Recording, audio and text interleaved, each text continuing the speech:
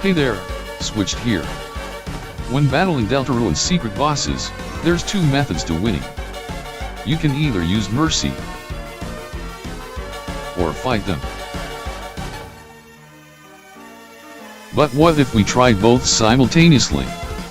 At first glance, it sounds pointless. Stick with me though, it leads to interesting outcomes. Let's dive in. Start by watching these clips. Try to notice any patterns.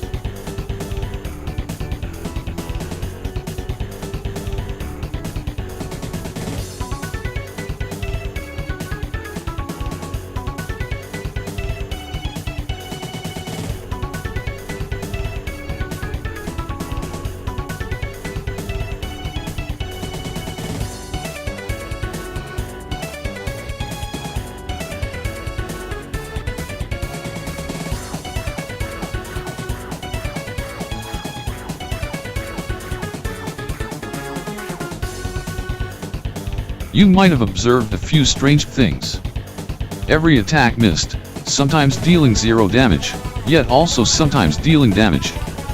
You'll also see I was lowering my opponent's defense, and only then could missing deal any damage. And if you paid close attention, you might have noticed my damage was always in multiples of 3. Let's add these strange discoveries to our what the hell is going on list, and work them out one by one. It's time to get technical. Let's start with the first mystery. It turns out missing isn't hard-coded to deal 0 damage. It still runs through the formula for player damage. Using substitution helps us understand what's going on. When missing, your accuracy score is 0.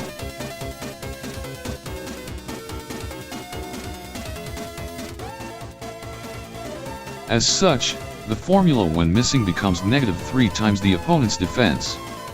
Most of the time, you'll battle opponents with 0 or positive defense. Multiply that by -3, and you can only ever deal 0 or negative damage.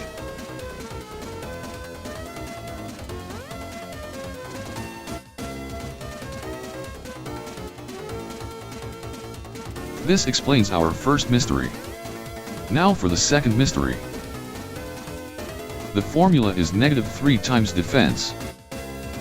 Defense is always a whole number, so damage can only be in multiples of 3. This explains our second mystery. Now on to the third mystery. How is missing supposed to deal damage? Can a negative multiplied by anything become positive? Well, yes, multiplying a negative by a negative makes a positive number. If the opponent's defense is negative, misses start dealing damage. This solves our third mystery. Let's see it in action, with Jevil. To test our theory, we need to lower Jevil's defense to the negatives. We can do this by pirouetting. On turn 2, I use pirouette, and Jevil's defense lowers to 1. You might be wondering, how do I know the effect of pirouetting? Isn't it supposed to be random? Well, not exactly. The game's been lying to you. Pirouette actually follows the 9-turn cycle. Turn 2 always gives us the effect we want. This means that every 9th turn after the second will lower Jevil's defense. I defend until turn 11. I pirouette again, and his defense has entered the negatives, at 3. Time to test our theory. -3 times -3 gives us +9. Each attack should deal 9 damage.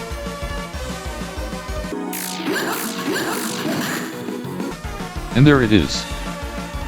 Now Jevil only has 3,473 HP left. 0.7% of the way there. Now, I'm not sitting here for 130 turns.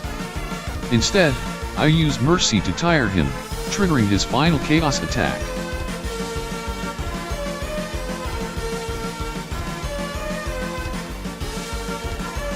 After this attack, his defense decreases by 3 each turn until it's below -10. and his attack increases by 0.5 up to a maximum of 11. It's tougher to survive, but your damage also significantly increases.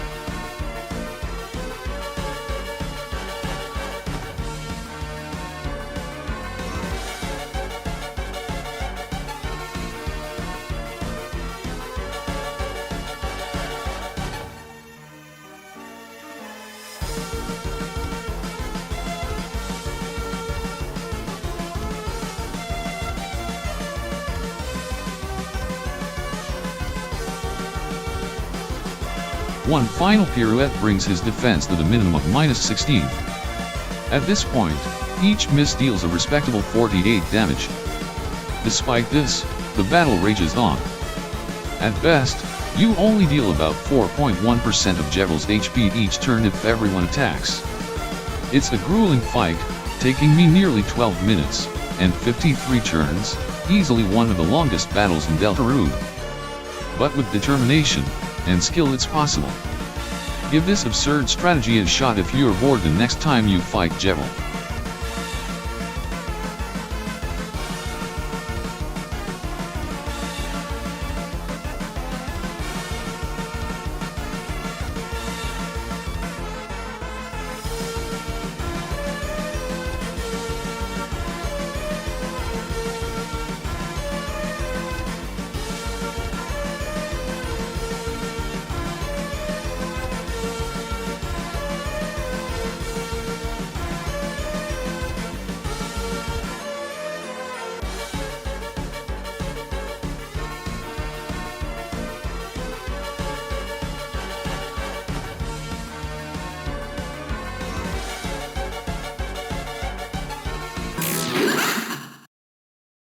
You might think this is only possible on Jevil, but it actually works on Spamton NEO too. After 16 turns of battle, Spamton NEO's defense drops by 3 each turn, to a minimum of -12 defense.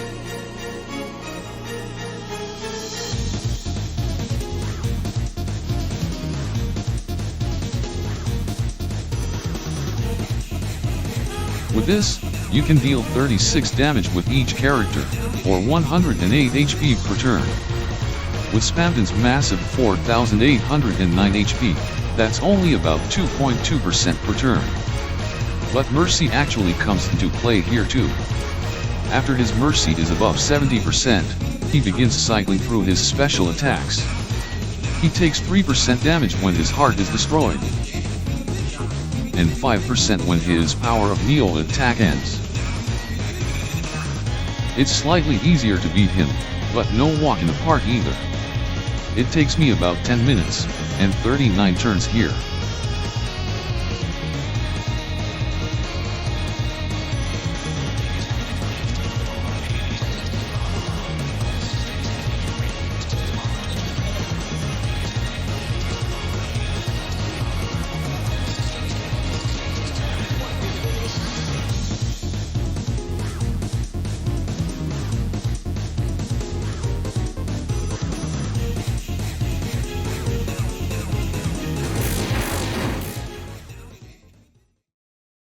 And surprisingly, it even works during the Snowgrave fight. You might have noticed your damage seems higher in this battle than in the basement.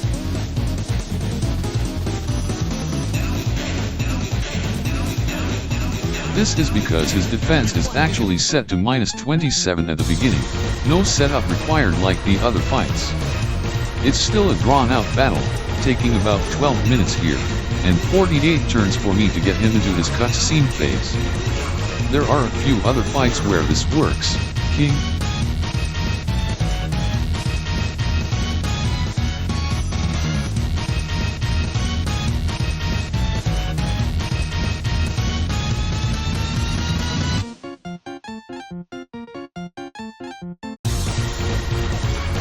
And Berkeley on the Snowgrave route.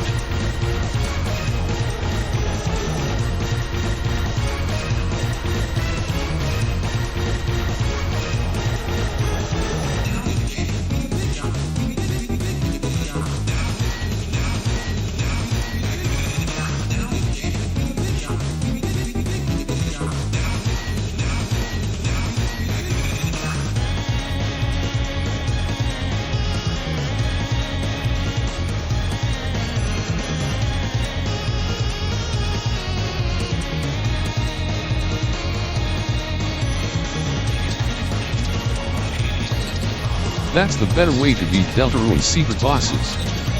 Abuse the defense formula. Miss on purpose. Is there a practical use for this? Absolutely not. Is it a pointless video game challenge? Certainly. That's about it for me. I hope you have a great day. See you later and enjoy the rest of the video.